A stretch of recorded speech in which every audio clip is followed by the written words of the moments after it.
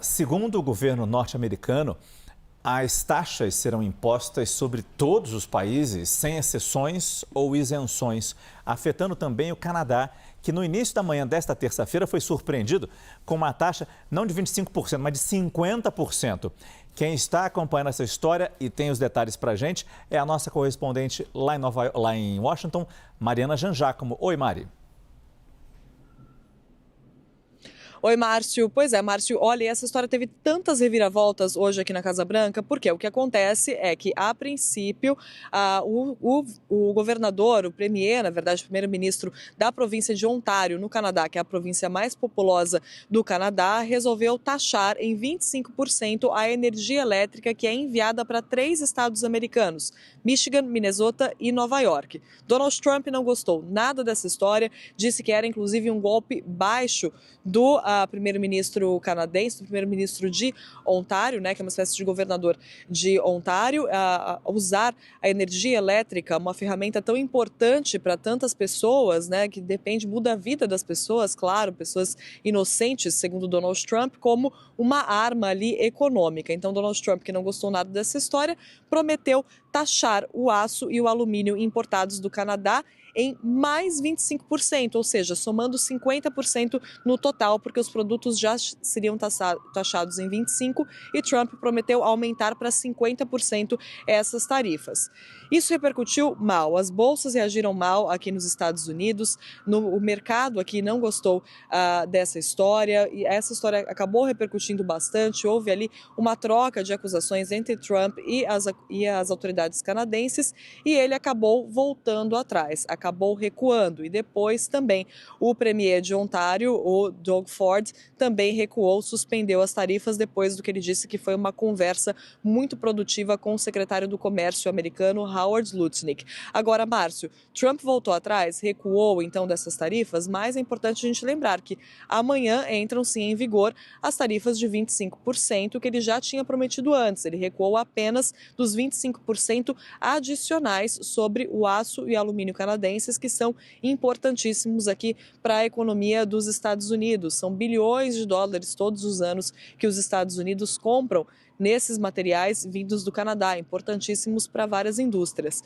E, além disso, Trump voltou a falar em anexar o Canadá, voltou a dizer que se o Canadá fosse um estado americano, isso não aconteceria. Trump, que sempre que pode, fala nessa ideia de transformar o Canadá no 51º estado americano. Mas hoje, então, voltou atrás dessas tarifas adicionais nessa guerra comercial que trava, né, não só com o Canadá, mas com tantas outras partes do mundo, Márcio. Mariana Jangiacomo falando com a gente direto da Casa Branca. Eu volto com o Lorival Santana, nosso analista internacional. Lorival, afinal de contas, Trump tem conseguido um efeito desejado com esse tarifaço? Não, na verdade não. Quer dizer, se a gente olhar especificamente para esse caso do Canadá e do aço e do alumínio, ele teve um ganho hoje, porque ele havia imposto 25%, né?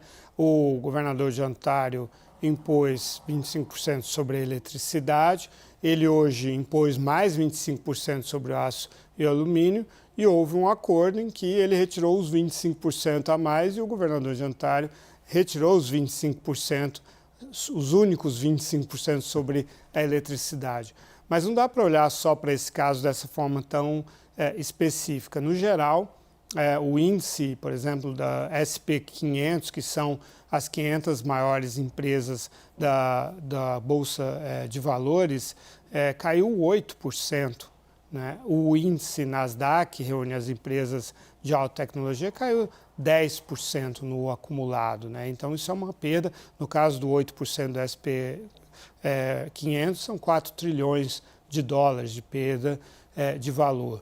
No domingo, ele disse à Fox News, ele aceitou a possibilidade de uma recessão, e isso agravou a crise. Né? Há uma desorganização crescente na economia americana, os empresários não conseguem fazer planos e nem colocar preços nos seus produtos. Veja, o alumínio do Canadá representa 60% do alumínio que os Estados Unidos importam.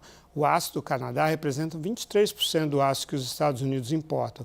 Há uma certa, ainda uma margem para aumento da capacidade, o uso da capacidade instalada nas usinas, mas isso é limitado. Hoje as siderúrgicas americanas estão aí numa capacidade de 75%, poderiam chegar a 85%, a partir daí já não dá mais, porque você força muito, pode chegar a problemas técnicos, a quebrar, então não dá para chegar a 100%. E esses 10 pontos percentuais a mais não fazem frente à perda do aço importado pelo Canadá. Algo semelhante acontece com o alumínio. O alumínio a situação é mais grave ainda porque não há essa margem de capacidade instalada. E essas são duas matérias-primas essenciais para a indústria, para qualquer indústria, inclusive a indústria americana. Ao contrário do que o presidente sugere, não dá tempo de, nos próximos 3 anos, por exemplo, ou seja, ao longo do governo dele, não dá tempo de fazer novas siderúrgicas, novas usinas de alumínio. Então, não há como fazer, compensar essa majoração absurda de preços. Agora, se confunde com os aspectos geopolíticos dele, né? Essa coisa das tarifas, que é uma questão eminentemente econômica, está se confundindo com uma estratégia dele de dominar as Américas, né? Voltar à doutrina Monroe de 1825, a América para os americanos, a Rússia para a Europa para a Rússia e a Ásia para a China. Então ele quer forçar o Canadá a se tornar o 51º Estado, que obviamente o Canadá não vai aceitar. É uma contradição absoluta, né, Lorival? Tratando os vizinhos como inimigos e a Rússia, por exemplo, como amiga.